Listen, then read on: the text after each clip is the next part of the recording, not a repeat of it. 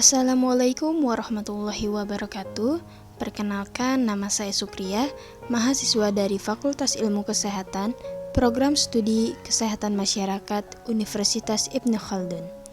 Baik, di sini saya akan membahas terkait studi Islam 4, Islamisasi Ilmu Kesehatan materi dari 10 sampai 16 dengan dosen pembimbing Dr. Haji Ahmad Alim LC.MA.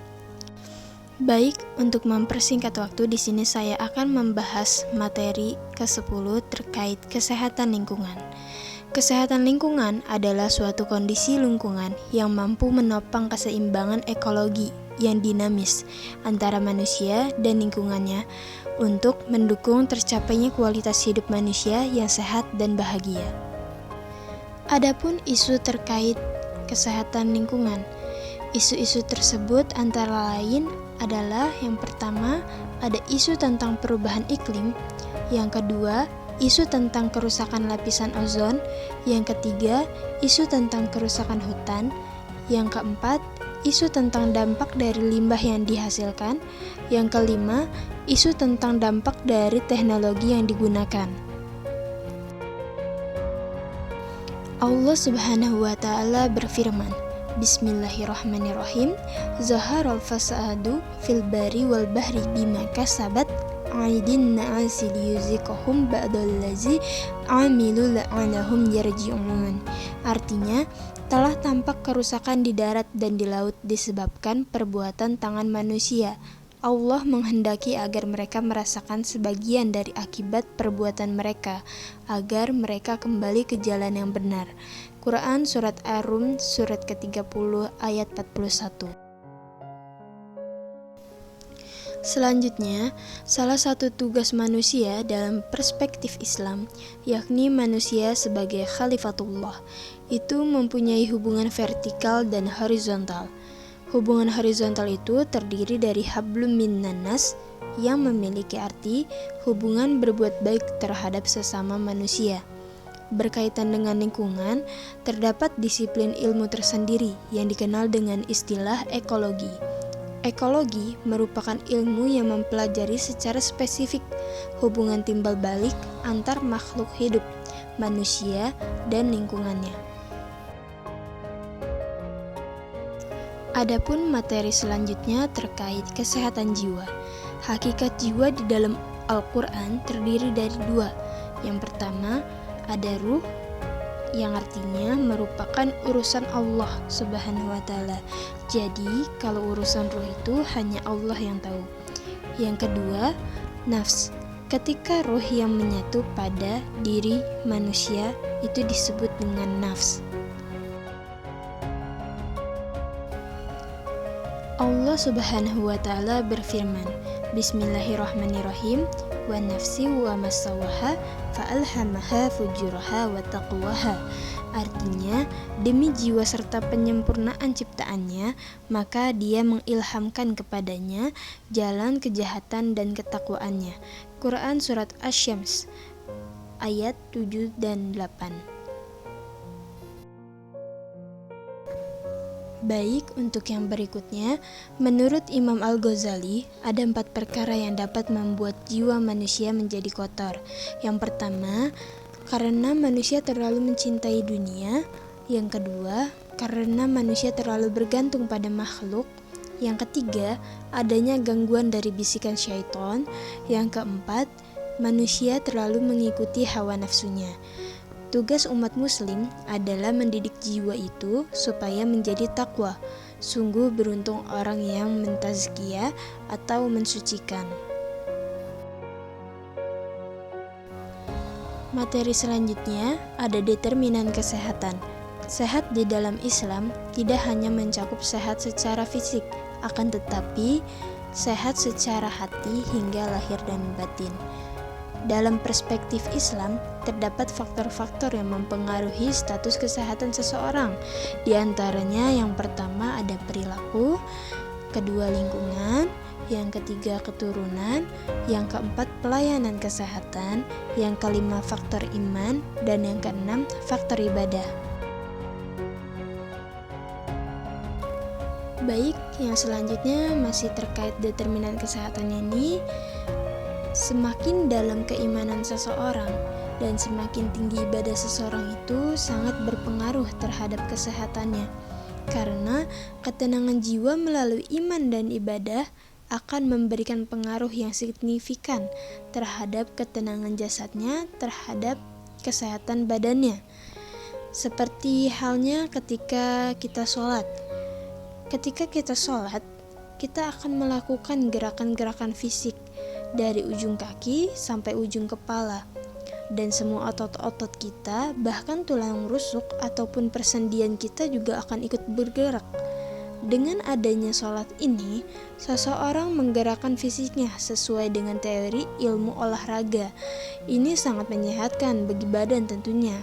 Selain itu, sholat juga ada unsur kekhusyuan, sehingga ada ketenangan jiwa di dalam diri manusia.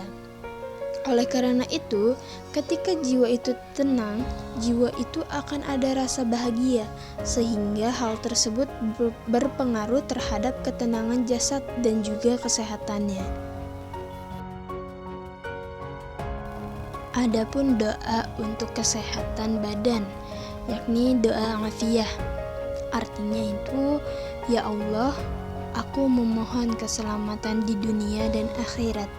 Ya Allah, aku memohon kebajikan dan keselamatan dalam agama, dunia, keluarga, dan hartaku. Ya Allah, tutupilah auratku, aib dan sesuatu yang tidak layak dilihat oleh orang lain, dan tentramkanlah aku dari rasa takut. Imam Nawawi Al-Azkar, Semarang Al-Awiyah, halaman 74. Adapun materi selanjutnya terkait kesehatan reproduksi. Apa sih kesehatan reproduksi dan bagaimana sih kesehatan reproduksi ini dalam perspektif Islam? Di sini saya akan menjelaskan terkait kesehatan reproduksi dalam perspektif Islam. Ruang lingkupnya kesehatan reproduksi ini bagi perempuan di dalam Islam ini memiliki ciri khusus dan kekhususan. Hal ini diperhatikan di dalam Al-Quran. Misalkan yang pertama itu berkaitan tentang masalah menstruasi pada perempuan. Menstruasi ini merupakan siklus reproduksi yang menandai sehat, dan justru dalam menstruasi ini terlihat fungsinya organ-organ reproduksi wanita. Melihat dari sisi kesehatan normal atau dari sisi biologis, etika seorang perempuan ini ketika sudah mengalami haid atau menstruasi ini merupakan indikasi bahwa perempuan tersebut telah mampu untuk berproduksi, dan artinya ini sebagai muqaddimah, yaitu mengalami proses kehamilan ataupun melahirkan, dan ini akan menjadi sebuah estafet kehidupan di dunia. Dengan adanya kelahiran, manusia yang baru itu menunjukkan keberlangsungan kehidupan manusia sebelumnya. Itu menjamin selama ada di muka bumi ini. Baik, untuk yang berikutnya masih terkait kesehatan reproduksi ini, masalah menstruasi bukan hanya sekedar deskriptif tentang proses kebiasaan-kebiasaan yang dialami wanita setiap datang bulan. Akan tetapi di situ ada hukum dan etika yang harus diperhatikan, sebagaimana di dalam Al-Quran disebutkan ketika Allah Subhanahu wa Ta'ala berfirman tentang masalah menstruasi bagi setiap kaum Hawa. Allah berfirman di dalam surat Al-Baqarah ayat 222. Bismillahirrahmanirrahim. Allah Subhanahu wa Ta'ala berfirman, yang artinya ini, dan mereka menanyakan kepadamu Muhammad tentang haid. Katakanlah, itu adalah sesuatu yang kotor. Karena itu, jauhilah istri pada waktu haid, dan jangan kamu dekati mereka sebelum mereka suci. Apabila mereka telah suci, campurilah mereka sesuai dengan ketentuan yang diperintahkan Allah kepadamu. Sungguh, Allah menyukai orang yang tobat dan menyukai orang yang menyucikan diri. Quran Surat Al-Baqarah surat kedua ayat 222. Baik, untuk materi selanjutnya terkait kesehatan masyarakat dalam menanggulangi wabah penyakit LGBT. Ada contoh satu kasus di dalam Al-Quran. Nah, satu kasus ini di dalam Al-Quran menceritakan bahwa terjadinya penyimpangan-penyimpangan dari fitrah kemanusiaan seseorang. Itu terjadi sebagaimana disebutkan tentang kaumnya Nabi Lut. Kaum Nabi Lut itu disebutkan di mana ada satu kasus yang sebelumnya tidak pernah terjadi atau tidak pernah ada. Kasus tersebut ada dalam kisah Nabi Lut, dan dalam kisahnya pun Nabi Lut sempat bingung atau heran. Ada laki-laki yang suka sama laki-laki, atau bisa dibilang dengan penyuka sesama jenis ya. Nabi Lut itu heran, ada manusia seperti itu. Sementara secara fitrah, yang namanya laki-laki itu pasti berpasangan dengan perempuan. Akan tetapi ini terjadi penyimpangan. Laki-laki kaum Nabi Lut itu menyukai sesama jenis.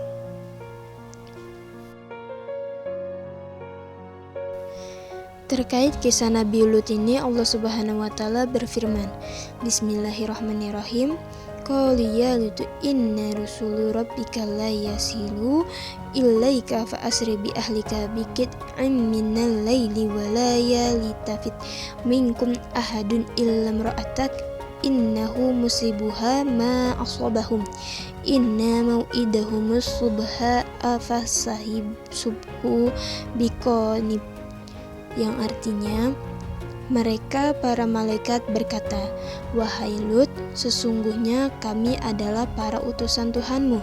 Mereka tidak akan dapat mengganggumu, sebab itu pergilah bersama keluargamu pada akhir malam, dan jangan ada seorang pun di antara kamu yang menoleh ke belakang, kecuali istrimu. Sesungguhnya dia juga akan ditimpa siksaan yang menimpa mereka. Sesungguhnya saat terjadinya siksaan bagi mereka itu pada waktu subuh. Bukankah subuh itu sudah dekat?" Quran Surat Hud ayat 81. Yang berikutnya itu, setiap manusia itu diwajibkan untuk meluruskan cara pandangannya. Di antaranya ada 2 kategori. Yang pertama itu Islami, dengan cara memperbaiki cara berpikirnya atau pola pikirnya itu diluruskan dengan ilmu. Yang kedua, terapi. Terapi di sini dari sisi sikap, jangan sampai tasyabbuh, artinya serupa.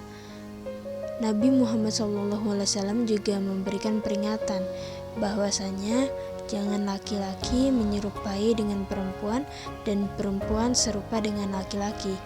Tempatkan laki-laki sebagai laki-laki dan wanita sebagai wanita sesuai dengan kodratnya masing-masing. Baik, untuk materi yang berikutnya ini ada terkait pelayanan kesehatan Islami. Di sini dijelaskan ya bahwa prinsip-prinsip pelayanan kesehatan yang Islami ini adalah nilai rahmah. Nilai rahmah itu apa sih? Merupakan nilai kasih sayang. Jadi nilai kasih sayang ini artinya apabila ada tenaga medis, tenaga administrasi di sebuah rumah sakit, puskesmas, klinik, rumah sehat, ataupun lembaga-lembaga lain yang memang bergerak di bidang kesehatan ini memberikan pelayanan sesuai dengan yang dicontohkan oleh Rasul dan selalu menanamkan nilai rahmah. Berarti ketika memberikan pelayanan ini dibingkai dengan rasa kasih sayang dan mempunyai visi dan misi untuk menyayangi makhluk Allah, menyayangi hamba Allah yang ada di muka bumi ini. Dan prinsip-prinsip pelayanan kesehatan dalam perspektif Islam ini ada 5. Yang pertama ini prinsip pelayanan dengan memberikan manfaat. Yang kedua, prinsip pelayanan dengan memberikan kemudahan. Selanjutnya yang ketiga ada prinsip ma'ruf dengan memberikan kebaikan sesuai uruf. Yang keempat ada prinsip as-surur dengan memberikan kebahagiaan kepada orang lain. Yang kelima ada prinsip ukhuwah.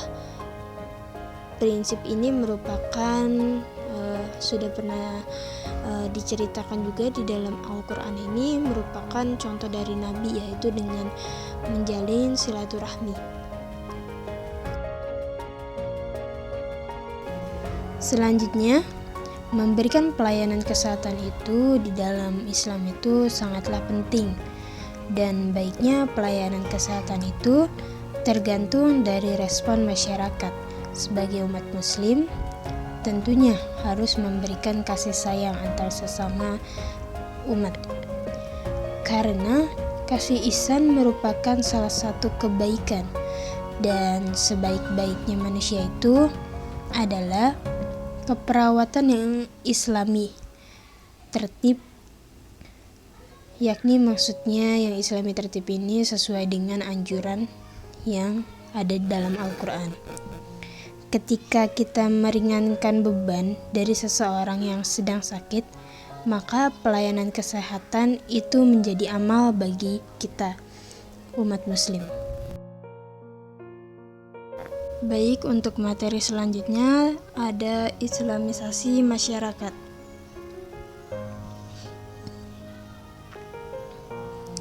Sebagai tenaga kesehatan atau pemikir kesehatan ini, satu sisi ia berperan sebagai dai kesehatan.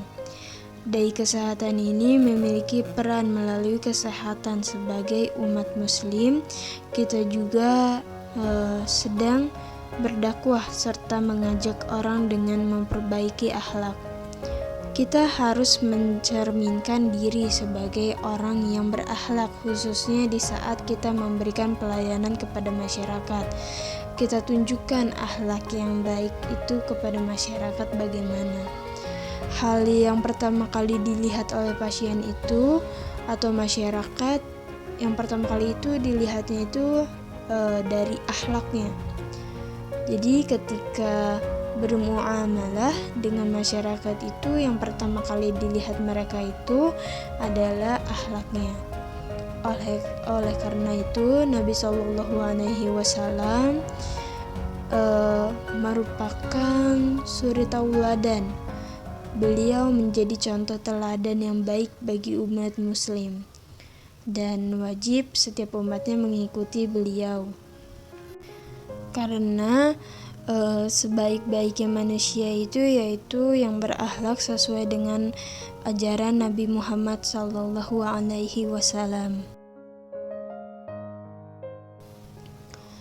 Selanjutnya ini di sini dijelaskan bahwa memberikan pelayanan kepada masyarakat dalam rangka memberikan penyuluhan, selain mengedepankan akhlak dan mengedepankan ilmu, kita harus punya prinsip dalam melakukan penyuluhan di masyarakat. Kita melakukan penyuluhan seperti halnya dengan berdakwah.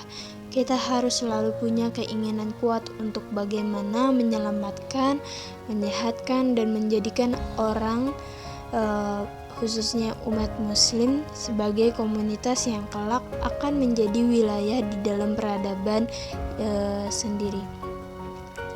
Karena kalau kita masing-masing umat Islam itu memiliki peran atau sumbangsi dengan ikut andil dalam kegiatan sosial, dalam kebaikan dakwah, maka akan terbentuk yang satu tatanan masyarakat yang lebih baik nantinya. Dan insya Allah juga umat muslim juga akan hidupnya akan berjaya, aman, tentram, dan nyaman. Di sini Nabi SAW juga memperjelas. Beliau menjelaskan kepada kita bahwa inti dari semua kebaikan atau kebajikan itu adalah husnul khuluq. Inti dari semua kebaikan yang dilakukan oleh manusia itu semuanya hanya disimbolkan dengan husnul khuluq, kepribadian yang soleh dan yang memiliki akhlak yang mulia. Dan semua keburukan juga yang terjadi di tengah-tengah masyarakat ini atau di tengah-tengah umat muslim ini itu juga disebabkan karena buruknya kepribadian, sehingga umat tersebut, umat muslim ini yang memiliki kepribadian yang kurang baik, dia mendapatkan dosa nantinya dan akan mendapatkan azab atau balasan dari Allah Subhanahu wa taala di akhirat kelak. Wallahu a'lam bishawab.